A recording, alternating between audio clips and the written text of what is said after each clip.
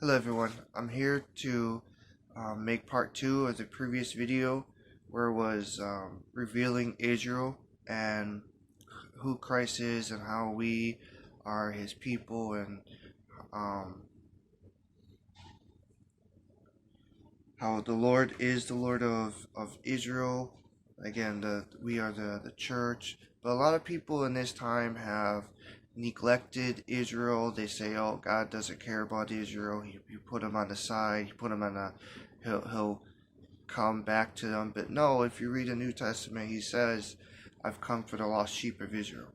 So it's very important that we recognize who is Israel and how important that name is to him and how that name is part of his actual name actually too. Because if we don't recognize that name as being part of him, how we will recognize him being the God of Israel, the Holy One of Israel. So I start off at Psalms 89 verse 18 to 19, and where it says, "For the Lord is our defense, and the Holy One of Israel is our King. Then thou speakest in vision to thy Holy One, and sayest, I have laid help upon one that is mighty. I have exalted one chosen out of the people." So here it says in the New Testament where it says, "This is my son in whom I am well pleased." So we understand that the sons of God are known as Israel.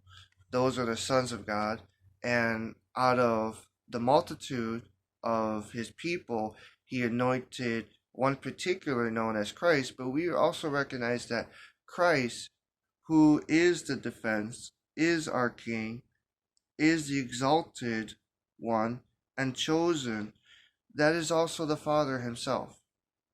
And it says, Psalms 89, verse 26 to 32, "He shall cry unto me, Thou art my Father, my God, and the rock of my salvation.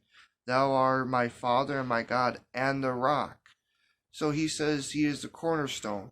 So Christ is very clear telling you that he is both a child of Israel, he is Israel, and he is the Father. So it's very important we understand that there is no division between God and a son and us. But more importantly, that God has made a vessel of himself as his children of Israel to show that he is also one of us and he leads us.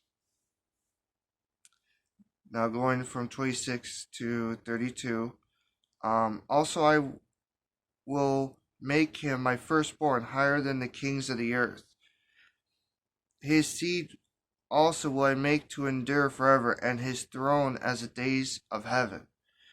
If this children forsake my law and walk not in my judgments, if they break my not statutes like his ways, or um, it is referring to a way of how he wants you to act and be, and keep not my commandments, then I will visit their transgression with the rod and their iniquity with stripes. So again, it's very important to understand here that if we just believe in him and we don't follow his laws and his commandments and recognize his feasts and what the Sabbath means and how important it is to him, then we're not really being children. We're not really saved. Because just believing in him alone doesn't get you salvation.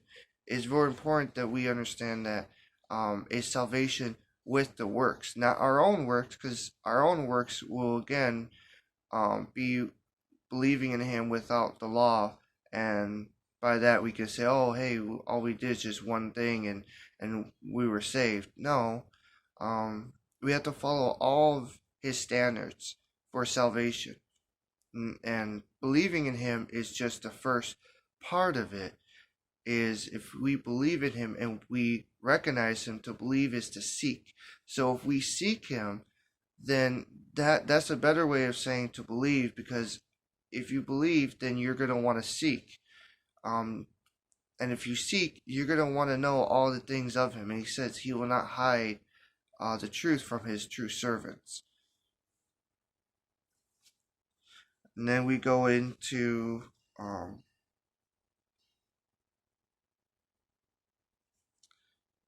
Ephesians.